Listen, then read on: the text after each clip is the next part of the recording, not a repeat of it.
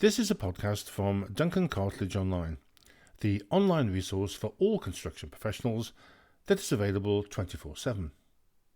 Now please don't forget to subscribe at the place you usually get your podcasts so as not to miss a thing, as well as visiting our YouTube channel. Hello again and welcome to another podcast from Duncan Cartlidge Online. As usual, Barney, my red Labrador, is here to cast his expert eye, or is it ear, over the proceedings. In this episode we'll have a look at getting paid on time, not too much to ask, is it? Patent and latent defects, and Grenell, what price building safety?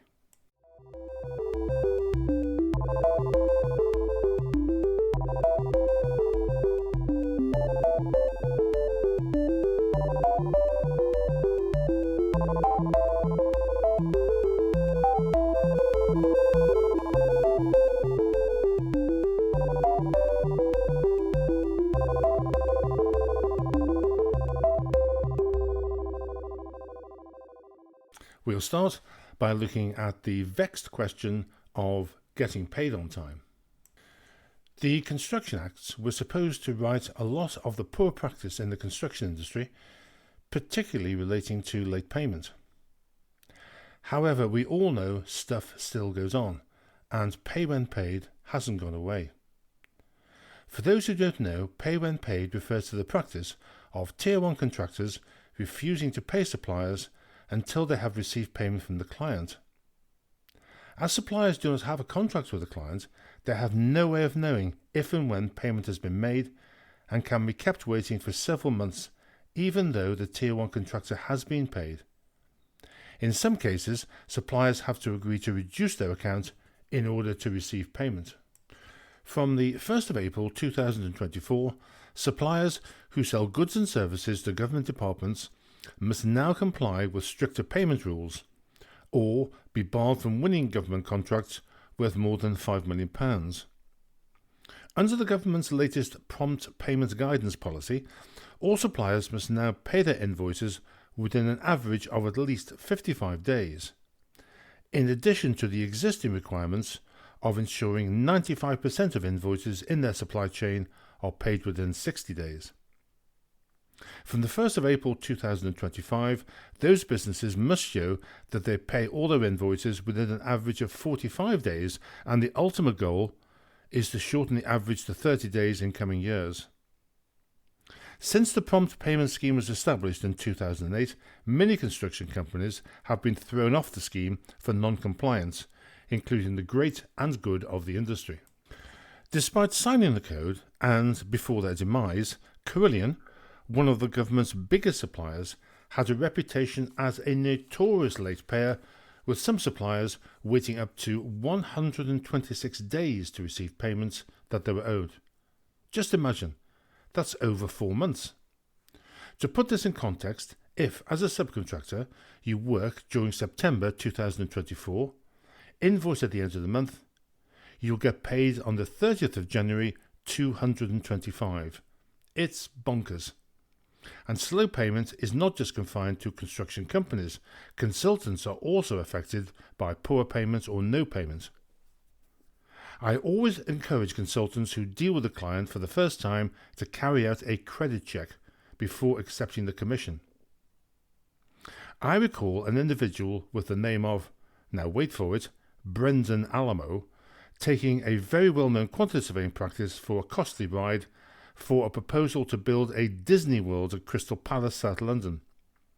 Surprise, surprise, it was never built, and as for Mr. Alamo, he disappeared over the horizon without paying his bills and was never seen again. In the context of the above, it was good to hear about the recent case of a housing association that failed to pay 2 invoices for a total of over £600,000 on time for a design and build contract, and in consequence, the contractor issued a notice of termination and walked off the job. This was much to the annoyance of the client, who claimed that it wasn't necessary or appropriate to terminate the contract under these circumstances. These circumstances being not paying over £500,000 in outstanding invoices.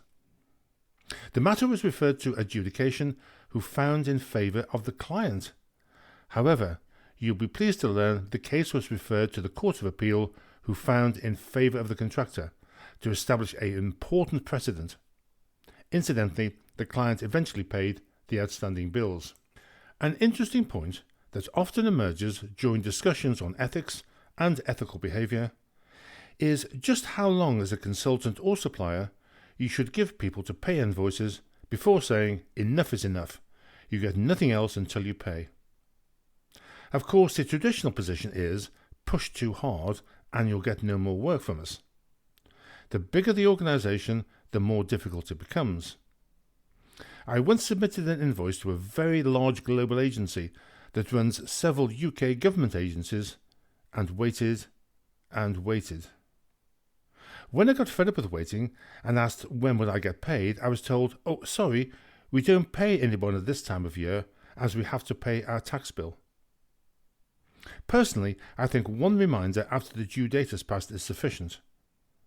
The counsel for the Housing Association case said the contractor had and I quote, a battery of weapons available to him to protect his cash flow position, including the right to suspend the works and payment of statutory interest. It's about time suppliers started to use the weapons more often. And now moving on to the second topic, patent and latent defects. Is it time for a wider adoption of a 10-year latent defect insurance scheme in the UK, like the one that operates in France? The current pressure being applied to the construction industry to build 300,000 dwellings a year puts build quality into sharp focus. New build houses already have a poor reputation for defects and shoddy workmanship. Defects generally fall into two categories. Patent defects are defects that are obvious, for example, a missing downpipe or a leaking radiator, and generally they are made good during the rectification period prior to any remaining retention monies being released. If a contractor refuses to carry out the repair of a patent defect, a client can seek compensation or engage other contractors for repairs at the original contractor's expense, although trying to get reimbursed for this often proves to be a minefield. On the other hand, latent defects are defects that you cannot see at handover and only become obvious some years after completion. There is already legislation to protect the client as set out in the Latent Damage Act 1986 that covers the first 6 years from the completion of a construction project, and this can be extended for up to 12 years if the contract was executed under deed. The difficulty with the current system is that in the case of latent defects, first identifying the fault, and then trying to establish who's to blame, and, crucially, finding them. Not easy in a modern-day industry where Tier 2 suppliers come and go out of business on a regular basis. And of course, in the meantime, the defect doesn't get fixed. In fact, it may probably get worse. Of course, many housing contractors use the NHBC 10-year warranty as a selling point. Unfortunately, the experience of many house owners who have had to claim on the guarantee is that it's not worth the paper it's printed on. A system used in other countries requires or even mandates projects to take out latent defects insurance. The build quality is overseen by an independent verifier, and if a patent defect does appear, a claim is made on the insurance policy and the repairs are carried out without the need to round up all those implicated in the defect.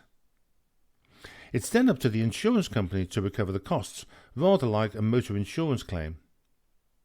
Now, admittedly, this adds a few percentage points to the overall cost, depending on which element of the project are covered, but it could be worth peace of mind.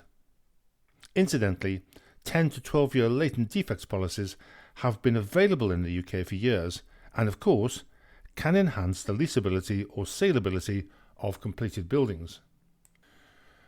The third topic for this podcast is Grenell. What price building safety? The final report on the Grenell tower fire was released on the 4th of September, a little over 7 years since the tragic event. Not since the Ronan Point disaster in 1968, when an early morning gas explosion caused the collapse of an entire northeast corner of a newly opened 22-storey office block in Newham, East London, has attention been focused on the widespread use of poorly designed, system-built housing and dodgy construction practice. The stats associated with Ronan Point are truly staggering and paint a familiar picture. Taylor Woodrow Anglican constructed 110 one- and two-bedroom flats for just £500,000. Work began in 1966 and was completed in March 1968 as part of Newham Borough Council's massive regeneration project. It has been established that at Grenfell, the primary cause of the rapid spread of fire up, around and down the building was the use of ACM, or aluminium composite material rain screen panels, with a polythene core added to which was combustible insulation material. ACM panels were subjected to a disastrous fire test in 2001. The cladding had burned with such ferocity that after just 5 minutes the flames reached 65 feet high, twice the height of the test rig, and had to be extinguished due to safety concerns. The company that manufactured most of the insulation installed behind the ACM panels that were found to be the primary cause of the fire at Grenfell Tower rebranded the product after it had failed the fire test and then rigged a second test to ensure it would pass. Fire-resistant boards were secretly added to the rig without the testing staff's knowledge to reduce the spread of flame in an act of unethical and deliberate concealment. 19 organisations and 58 individuals are currently under investigation over the fire, but it will be late 2026 before any criminal proceedings begin, and no defendants will appear in court before 2027. As a chartered quantity surveyor, I have never felt the need to develop a detailed understanding of the building regulations. I naively believed that they were applied rigorously to protect building occupants. How wrong could I have been? Some people are calling Grenfell a national scandal of flammable cladding and deregulation in the building industry. In the mid-1970s, I watched a disaster movie called The Towering Inferno, in which fire breaks out in a new 125-storey tower block due to faulty design and poor construction. Cinemagoers were reassured that nothing like this could ever happen in the UK. The poor choice of cladding panels was further compounded with shoddy construction work. Not only were the Grenfell cladding panels totally unsuitable for purpose, but the whole procurement, installation and subsequent supervision process appears to have been deeply flawed. Cavity barriers within the cladding systems, which were designed to slow down the spread of fire, were also found to have been either missing or badly installed, and they were ineffective. 2 cladding fitters who had worked on the project admitted that the quality of some of the work was shocking and unacceptable. Turn the clock back to 1968 and Ronan Point, where it was subsequently discovered that bolts that were supposed to hold the panels in place were either missing or damaged. It seems little has changed. Of course, the use of ACM cladding is not confined to social housing. It has been widely used by private developers too. Unbeknown to the purchasers, the use of ACM has not only landed them with the bill for replacement, but has made their flats and houses unsellable. In the 1970s, the first flat I bought in South London had been constructed using high alumina cement, which subsequently proved to have suspect structural properties due to the high level of heat generated when used in concrete. The problem was solved by taking out an insurance policy indemnifying future buyers, but again, it demonstrates materials being used without being fully investigated or tested. The Building Safety Act, which became law in April 2022 in response to the Grenfell Tower fire, was designed to make sure most leasehold owners of flats were protected from the costs of replacing dangerous cladding and other fire safety defects.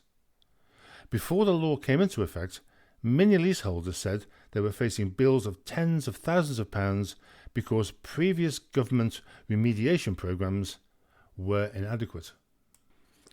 And finally, I was disappointed to see that after 16 years, Women in Construction has closed down due to financial pressures. What does this say about the construction industry at a time when diversity is being widely promoted, apart from reinforcing the stale, male and pale stereotypes? And finally, as discussed in the last episode, the business of building 1.5 million new homes is very much in the hands of the major house builders. Property Week announced house building giant Barratt Developments has withdrawn 3 planning applications due to new affordable housing rules for Greenbelt development, that housing development must include a 50% provision for affordable housing, and renders the schemes unviable due to the unacceptably reduced land value to the landowners. Well, that's all for this episode. I hope you found it interesting. This has been a podcast from Duncan Cartlidge Online. Thank you for listening. Please don't forget to subscribe. And from Barney and me, until next time, take care.